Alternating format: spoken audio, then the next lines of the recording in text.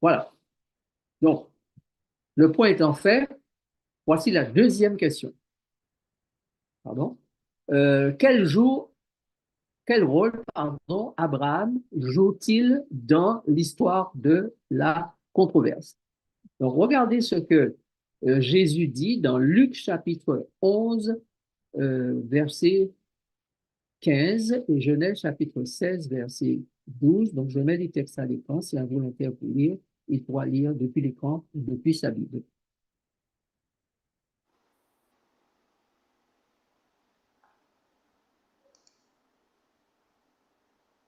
N'oubliez pas d'ouvrir votre micro si vous êtes volontaire pour la lecture. Luc 15, verset 11. Oui. Abraham était âgé de 86 ans Je lorsqu'Agar... suis en train de lire Genèse là. Luc 15, verset 11, c'est le premier texte. Il est tout Ah petit, d'accord, tout petit. excuse-moi. Il dit encore, un homme avait deux fils. Voilà. Ok. Ensuite, C'était Luc 15, verset 11. Maintenant, Luc 16, verset 16. Abraham était âgé de 86 ans lorsqu'Agar enfanta Ismaël à Abraham. Et Genèse 21, verset 2, Sarah devint enceinte et elle enfanta un fils à Abraham dans sa vieillesse, au temps fixé dont Dieu lui avait parlé. voilà. Donc, Jésus, quand il vient, il dit un homme avait deux fils. Et puis, quand on lit la Genèse, on voit effectivement qu'Abraham avait deux fils. Donc, si l'on raconte, si Abraham est le personnage scénique qui représente le père, alors on peut dire que le père avait deux fils. Un premier qui a un nom, qui s'appelle Ismaël, et un deuxième qui s'appelle Isaac, le fils que Dieu a donné à Abraham dans sa vieillesse. N'est-ce pas? OK. L'une des choses que je vous ai demandé de faire, un des codes que vous devez suivre lorsque vous lisez la Bible, c'est ne jamais passer sur un nom biblique sans savoir le sens. Parce que aucun nom biblique n'est donné par hasard. Tous les noms donnent du sens au texte. Mais il faut que le nom en français ne vous donne pas le sens. Donc, il faut aller dans une concordance pour trouver, ou si vous savez lire une concordance grecque, si vous avez la Bible online, par exemple, vous ouvrez la Bible, ça vous donne le texte en français, mais à côté du texte, vous avez un chiffre ou une série de chiffres. Vous cliquez sur la série de chiffres et ça vous donne le sens du mot qui est devant. Donc, ainsi, vous comprenez. Par exemple, Abraham, son nom signifie père élevé. Père élevé. Abraham, son nom signifie père élevé d'une multitude. Vous voyez bien que Abraham symbolise le père qui est élevé, mais il symbolise aussi en ayant le nom Abraham, le père élevé qui est père d'une multitude, puisque la promesse avait été faite à Abraham qu'il serait père d'une nation, mais père de plusieurs nations, donc une multitude. D'accord? Donc, je vous laisse le soin, comme devoir, de trouver le sens du mot Isaac et vous allez et de trouver le sens du mot Ismaël. Sinon, je pourrais éventuellement vous le donner à la fin si vous posez la question. Voilà. Bien, maintenant, poursuivons. Puisque Abraham a eu deux fils, nous allons voir si la lignée typique et mythique de la grande controverse continue avec deux, deux, deux et deux. Premier type, les fils d'Adam et Ève. Adam et Ève ont eu combien de fils? Si nous lisons Genèse chapitre 4, versets 2, 1, 2, 25 et 26, que trouvons-nous? Voici le texte à l'écran. Adam connut Ève, sa femme. Elle conçut et enfanta Caïn. Et elle dit, j'ai formé un homme avec l'aide de l'Éternel. Elle enfanta encore son frère Abel. Abel fut berger et Caïn fut laboureur. Adam connut encore sa femme. Elle enfanta un fils et l'appela du nom de Seth. Car, dit-elle, Dieu m'a donné un autre fils à la place d'Abel que Caïn a tué. Seth eut aussi un fils et il l'appela du nom d'Enoch. C'est Enoch. alors, Enoch, Enoch. excuse-moi, d'Enoch. C'est alors que l'on commença à invoquer le nom de l'Éternel. Voilà. OK, revenons. Donc, vous avez, Adam a eu deux fils. Le fils deuxième a été tué, assassiné. Donc, la lignée des deux va commencer avec Adam, deux fils. Et puisque le second est assassiné, il est remplacé par un qui s'appelle Seth, qui lui-même va avoir un autre fils Enoch. Donc, on peut toujours compter sur cette lignée de deux qui va rester vivante. Maintenant, regardez bien, j'ai mis à côté, sous le texte biblique, si vous regardez l'écran, vous allez voir qu'il y a un plus un, ça fait 3. Donc, vous avez deux fils plus un troisième. Jésus, Lucifer et Adam sont les fils de Dieu. Mais Jésus et Adam, c'est une seule et même personne. C'est le premier et le second Adam. Tous deux sont appelés Adam. Ce sont des frères jumeaux en caractère avec la même nature de chair. Il m'a formé un corps, dit le texte. Donc, on peut compter Jésus et Adam pour une seule entité. Et on va compter la deuxième entité qui est Lucifer. D'accord? Deux fils. Mais ça n'efface pas l'existence d'Adam. Adam a bien existé et Jésus a bien existé aussi. Mais l'un pourra remplacer l'autre. C'est pour ça qu'on dit premier Adam, second Adam. Okay? Pourquoi? Parce que tous les deux représentent la même humanité. La même humanité. On est au clair? Si vous avez une question, levez la main, posez-la, clarifiez les choses dans vos têtes, dans vos esprits tout de suite. Donc, la venue ou naissance de Caïn introduit dans l'histoire la nature du troisième fils qui, lui, est meurtrier et menteur et qui tuera son frère. Vous avez déjà réalisé que Caïn symbolise Lucifer. Donc, il y a un premier fils, Jésus, un second fils identique à Jésus, Adam, mais entre les deux, il y a eu un troisième qui s'appelle Lucifer, qui deviendra menteur, meurtrier, comme Caïn le fut. Lucifer va bien tuer Jésus, son grand frère, à la croix. C'est lui, le serpent, qui va blesser à mort la postérité de la femme au talon et dont la tête sera écrasée. Donc, même avec trois personnages, il reste toujours deux lignées, deux groupes. Le groupe du Christ, les deux Adams, et le groupe de Lucifer. Ça va jusqu'ici? Vous me suivez? D'accord. On y va. Deuxième type, les fils de Dieu et les filles des hommes. Alors, on peut lire les textes suivants dans Genèse. Alors, je ne sais pas si je ne crois pas avoir mis tous ces textes à l'écran, ça serait très long pour cet après-midi, mais souvenez-vous que Genèse chapitre 6, ou si quelqu'un a la Bible devant lui, il peut lire rapidement Genèse chapitre 6, versets 1 à 3, et Apocalypse 14, versets 1, 4 et 5, de façon à ce que vous entendiez au moins, ou vous lisiez au moins les textes pour réaliser la, la relation qu'il y a entre la prophétie de l'Ancien Testament et de la Genèse et la prophétie à la fin des temps. Je peux toujours Genèse lire 6. Genèse 6. Lorsque, Oui, vas-y, Al. lorsque les fils eurent commencé à se multiplier, lorsque les hommes eurent commencé à se multiplier sur la face de la terre et que que des filles leur furent nées, les fils de Dieu virent que les filles des hommes étaient belles et ils en prirent pour femmes parmi toutes celles qu'ils choisissent. Alors l'Éternel dit, mon esprit ne restera pas à toujours dans l'homme, car l'homme n'est que chair, et ses jours seront de 120 ans. Merci. Alors, même si le texte dit filles pour le deuxième groupe, vous avez le groupe des fils de Dieu et le groupe des filles des hommes. Il ne faut pas croire qu'il n'y avait que des filles, il y avait aussi des hommes. C'est juste que l'accent ici est mis sur la femme, c'est-à-dire sur la chair, qui a introduit le péché dans le monde et qui va séduire même les fils de Dieu. Le moyen de corruption au début, la chair, sera le même moyen de corruption jusqu'à la fin des temps. Et regardez Apocalypse 14, versets 1, 4 et 5. Apocalypse 14, verset 1.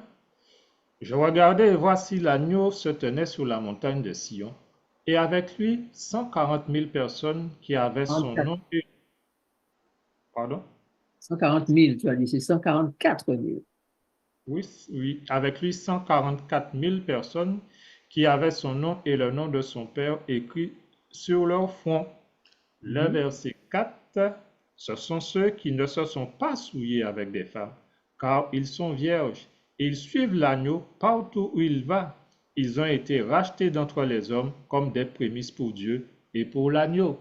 Et le verset 5, et dans leur bouche, il ne s'est point trouvé de mensonge, car ils sont irréprochables.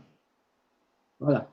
Vous voyez que le groupe a le caractère du Père et le caractère de l'agneau, et ce groupe est identifié comme étant un groupe de personnes qui ne se sont pas souillées avec des femmes, c'est-à-dire la chair. La chair étant symbolique de la femme symbolique de la chair. Et on ne parle pas de la femme en tant que genre humain, là, on parle simplement d'une nature, puisque vous avez noté que dans Genèse chapitre 6, verset 3, l'Éternel dit, mon esprit ne restera pas toujours dans l'homme, car l'homme, c'est-à-dire l'être humain, l'humanité, n'est que chair et ses jours ne seront que de 120 ans. Bon. Donc, le moyen qui a corrompu les fils de Dieu au départ, c'est-à-dire la chair, la femme, eh bien, est le même moyen que les 144 000 évitent pour ne pas se souiller et ainsi être agréable, irréprochable devant Dieu et avoir le caractère du Père et le caractère de l'agneau. Donc, le groupe des 144 000, c'est donc, spirituellement parlant, la descendance d'Abel. Abel qui avait l'esprit de Dieu, le caractère de Dieu, et qui a été sacrifié, donc qui avait un esprit de sacrifice. Donc, c'est sur la base des deux fils que Dieu va œuvrer. C'est sur la base des deux groupes, fils de Dieu, fils du diable, ou fils de Dieu, fils de Ève, ou fils de Dieu, ou fils d'Adam. Tout ça, c'est fils du diable, fils d'Ève, fils d'Adam, c'est le genre humain, c'est la nature humaine pécheresse. Et les fils de Dieu, ce sont des vierges, c'est-à-dire des fils de la promesse, des personnes qui ont l'esprit de Dieu et qui vont rester fidèles à Dieu, comme Joseph, fils de la promesse, né de Rachel, femme stérile, miracle de Dieu. OK? Bien, mais on va venir à ça tout à l'heure. Alors, les enfants de la chair d'Adam et ceux de la promesse ou de l'esprit du groupe, ceux de la chair d'Ève, naturellement, il faut les exclure catégoriquement, car tous les enfants d'Ève, c'est-à-dire ceux qui se sont résolument attachés à la nature charnelle et pécheresse et qui n'ont rien voulu entendre d'autre, faire leur vie, eh bien, ils seront définitivement perdus. Donc, aucun enfant d'Ève ne sera sauvé. Et vous avez noté que Caïn devient cette symbolique des enfants rebelles et qui restent sur leur position et qui vont être marqués de Dieu pour la perdition. Tandis que Dieu va donner un autre fils à Ève qui va, à partir duquel, eh bien, on aura le retour à l'invocation du nom de l'Éternel. Donc, les fils de Dieu, qui vont replacer dans le monde le nom de l'Éternel, qui vont faire honneur à l'Éternel. Ces fils-là sont appelés les fils de la promesse. OK? Alors, c'est souvent que les choses peuvent paraître un peu confuses, mais comprenez bien qu'il y a les fils de Jésus, la famille de Jésus, on les appelle fils de la promesse, ou encore les brebis, ou encore les vierges. Ce sont les frères et sœurs de Jésus. Ensuite, dans la Bible, on a les fils d'Ève. Ce sont les gens qui vont en perdition. Et nous allons le voir avec les textes tout à l'heure. Et puis, les fils d'Adam, ce sont des gens qui certes sont nés de la chair, mais qui vont reconnaître leur état, se repentir et trouver une place en tant qu'invités au repas des noces. Voilà. Ce sont les invités. Ils reçoivent gratuitement le caractère qu'il leur est donné à l'entrée de la salle des noces. Donc, trois groupes, groupe de l'agneau, groupe de Lucifer, ou d'Ève, okay, ou groupe d'Adam, de repentis, qui vont recevoir la grâce de Dieu et pouvoir entrer dans la salle et jouir de la vie éternelle. Est-ce que c'est plus clair? Bon, posez vos questions si les choses ne sont pas très claires à votre esprit. Maintenant, on va aller vers un troisième type, groupe de deux. Ce sont les enfants de Jacob. Adam a eu deux fils, n'est-ce pas? Exceptionnellement, nous verrons tout à l'heure pourquoi la Bible introduit Noé qui en a trois, et puis on revient au double. Abraham 2, Jacob, deux groupes d'enfants, et ainsi de suite. Et nous verrons que tout au long de la Bible, ce même chiffre revient, le groupe des deux, ou les deux entités, ou les deux grands types. Donc, les enfants de Jacob, fils de Léa et fils de Rachel, donc deux groupes. Et vous trouvez cette histoire dans Genèse chapitre 35, versets 23 à 25. On peut lire le texte qui est à l'écran.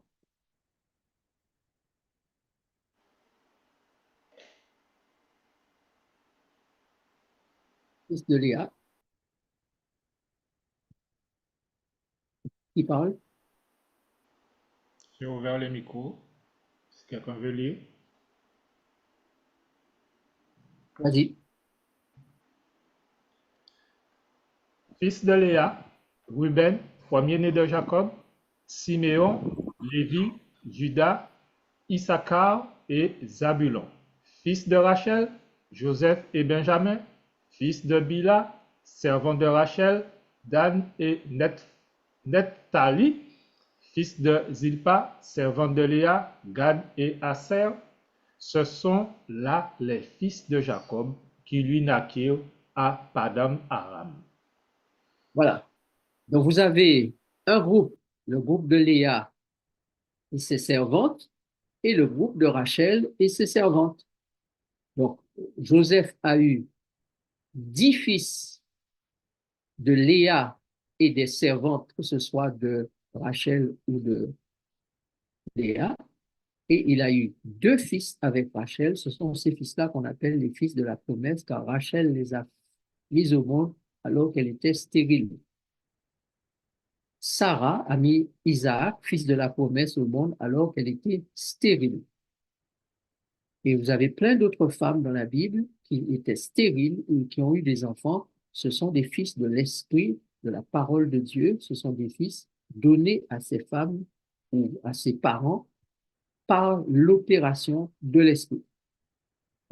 Donc, vous avez donc deux lignées, la lignée de Léa, pardon, et des servantes, et la lignée de Rachel. Alors, on a servante de Rachel, servante de Léa. Les fils des servantes et de Léa sont nés dans le péché, car Rachel était la seule femme mariée de Jacob. Okay? Bien. Donc, tous les fils qui sont nés dans le péché ou par la séduction, comme nous l'avons vu la dernière fois, dans notre étude de mardi, eh bien, ces fils-là sont fils du péché, fils de ce qu'on appelle les fils de la chair. Tandis que les fils de Rachel, Joseph et Benjamin, sont les fils de Dieu. Donc Rachel est une mère porteuse des fils de Dieu. Sarah est une mère porteuse, elle n'avait plus d'ovule, elle ne pouvait plus enfanter, elle devient une mère porteuse du fils Isaac, qui est un fils de Dieu. Voilà pourquoi Dieu dit à Abraham, Isaac, ton unique, alors qu'Abraham avait Ismaël. Mais Dieu ne dit pas tes fils, il le dit à Isaac, ton unique. Tu n'as pas d'autre fils. Et le fils que tu as, c'est moi qui te l'ai donné, nous le partageons, c'est notre enfant. Bon? Bien. Quatrième type, les tribus du nord et les tribus du sud, Israël et Juda. Donc encore deux groupes. Regardons ce que dit l'Écriture.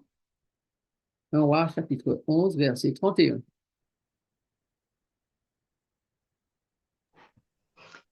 Il dit à Jéroboam, prends pour toi 10 morceaux, car ainsi parle l'Éternel, le Dieu d'Israël.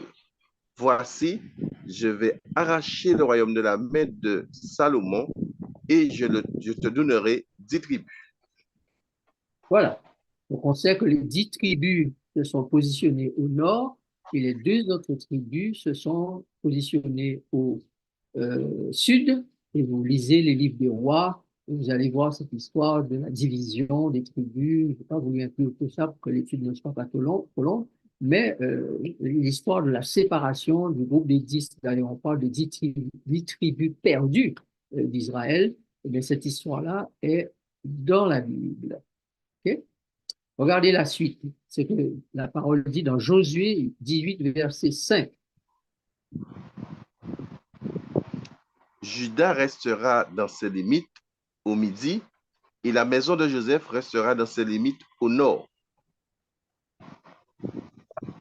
Donc, le sud, à la limite au nord-sud, nord-sud, eh bien, vous avez la limite du territoire de Juda, n'est-ce pas? Et la lignée des 2 groupes, 2 fils, 2 groupes, 2 entités, une nation, des nations, 2 groupes, le groupe de la nation et le groupe des nations. Bien, Dieu a toujours, tout au long de l'histoire, vous allez retrouver ce même chiffre 2, toujours 2 groupes, 2 groupes. Donc, et nous pouvons considérer que la cohérence divine dans la parole nous permet rapidement de faire des conclusions justes. Parce que Dieu est mathématique et tout est calculé dans le temps. Et lorsqu'il emploie des termes dans la Bible pour signifier quelque chose et qui donne un sens au nom, eh bien, on regarde le sens des noms et on sait ce que Dieu veut faire. Quand Abraham, il a sélectionné Abraham, le père élevé, eh bien, c'est parce qu'il avait l'intention de raconter une histoire concernant lui-même, le père qui est élevé au-dessus des cieux. Donc, il choisit un individu dont le nom a un sens. Puis, quand il a l'intention de donner à Abraham la bénédiction pour qu'il mette au monde une nation, la nation israélite, et une multitude de nations, eh bien, il dit à Abraham maintenant, j'ai une autre intention, on va changer ton nom. Ton nom ne sera plus Abraham, mais ton nom sera Abraham, c'est-à-dire père d'une multitude de nations.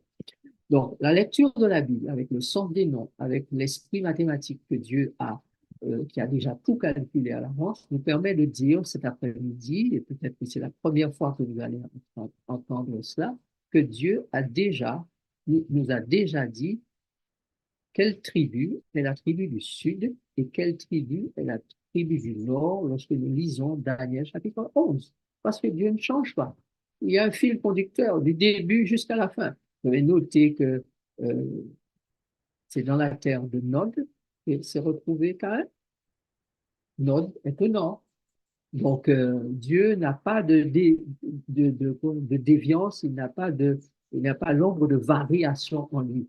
Et voilà pourquoi Paul peut dire que ce qui a été écrit à l'avance a été écrit pour nous qui vivons à la fin des temps. Donc, si Dieu a déjà déterminé quelles sont les tribus du nord et déterminé quelles sont les tribus du sud, eh bien, il a déjà déterminé qui est le roi du nord et qui est le roi du sud. Et vous allez noter que les tribus du Nord, ce sont les tribus rebelles, qui vont d'ailleurs tellement rebelles qu'elles vont s'égarer, diaspora totale. Et puis les tribus du Sud, ce sont des tribus qu'on peut appeler de fidèles, qui sont restés plus fidèles, et elles se retrouvent dans la lignée des disciples juifs qui se sont rassemblés autour de Jésus, de tous ceux qui se sont convertis lorsque Jésus a annoncé la bonne nouvelle du royaume des cieux, qui se sont attachés de Jésus. La Bible dit qu'ils étaient 500, puis avec la prédication de Pierre, ils sont devenus 3000, 3000 et plus 4000, 10 000, des millions, jusqu'à ce que tout l'Empire romain soit rempli de ses fidèles, de ses disciples de Jésus. Voilà. Puisque Jésus est de la tribu de Judas, et vous avez un autre personnage, c'est la tribu de Benjamin, mais ça c'est encore une histoire très rocambolesque, une histoire particulière qui nous est racontée dans le livre des Juges et qui va se dérouler à la fin des temps. D'accord? Donc, restez à l'écoute Suivez ces études pour comprendre pas mal de choses concernant les révélations de Dieu à ses enfants pour la fin des temps. Et voici ce que le texte de Daniel nous dit concernant le roi du Nord et le roi du Sud. Daniel 11, verset 40. Le texte est à l'écran.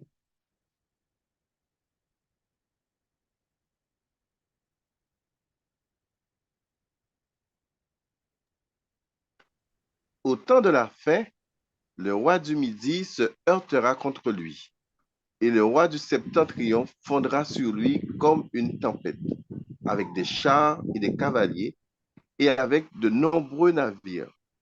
Il s'avancera dans les terres, se répandra comme un torrent et débordera.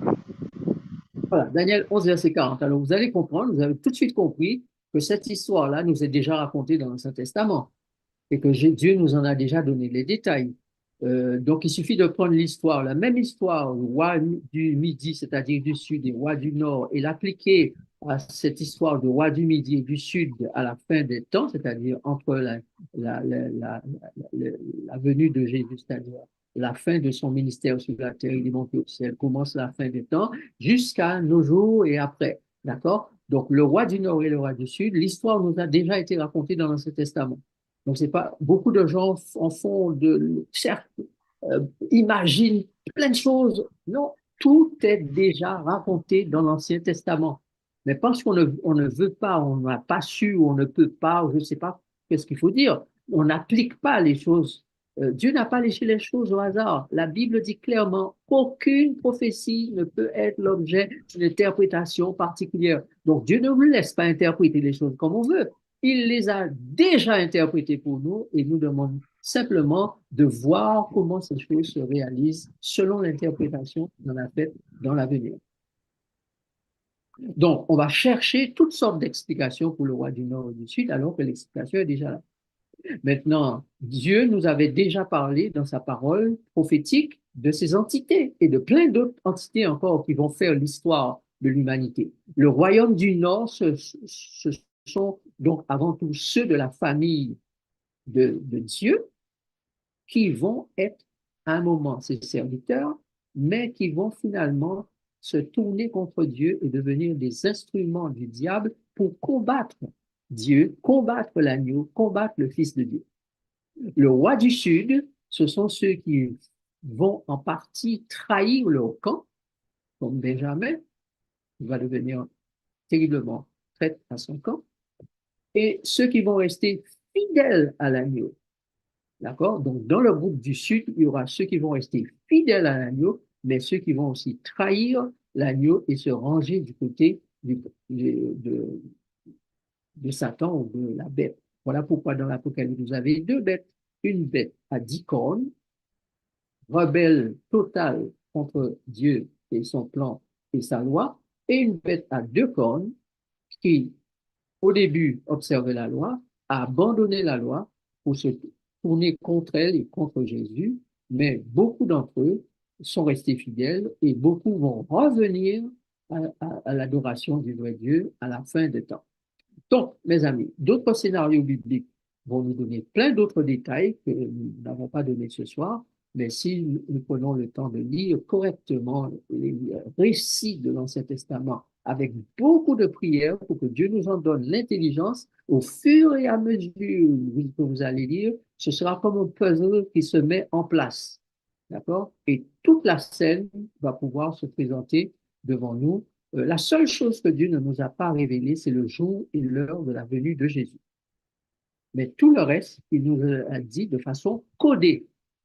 Et il dit, quand ceux qui auront de l'intelligence vont comprendre, mais les méchants, ils vont pas comprendre, ils vont continuer à faire le mal, à dire des bêtises, à dire qu'on raconte n'importe quoi, etc. Ils vont pas comprendre. Mais ceux qui seront suffisamment humbles pour demander à Dieu de leur donner l'intelligence de la parole vont comprendre, ils vont devenir des personnes qu'on n'aime pas, qu'on déteste parce qu'ils disent n'importe quoi et qu'on marginalise, etc., etc. C'était toujours le cas. Les prophètes, chaque fois qu'ils venaient avec quelque chose que le peuple n'avait pas l'habitude d'entendre, eh bien, ils lapidaient, ils tuaient, ils mettaient à mort les prophètes. C'est pareil aujourd'hui. Peut-être qu'on ne s'y tue pas physiquement, mais on essaie par tous les moyens de tuer moralement et socialement quelqu'un qui dit quelque chose qu'on n'a jamais entendu. Examinez toute chose, dit le texte, et retenez ce qui est bon. D'accord? Donc, pourquoi ne pas chercher à avoir l'intelligence et la compréhension de ce que Dieu a déjà révélé dans la prophétie afin de nous trouver du bon côté? Car beaucoup vont se retrouver dire, je ne vous ai jamais connu, sont restés fidèles à tout ce qu'on leur avait appris, ils sont restés fidèles aux normes, tout ce qui était qu'on dit dans l'Église, ils n'ont pas cherché à entendre la petite voix de l'Esprit qui leur disait, il va falloir désapprendre pour réapprendre. Alors, les temps de la fin ne sont plus les temps du passé.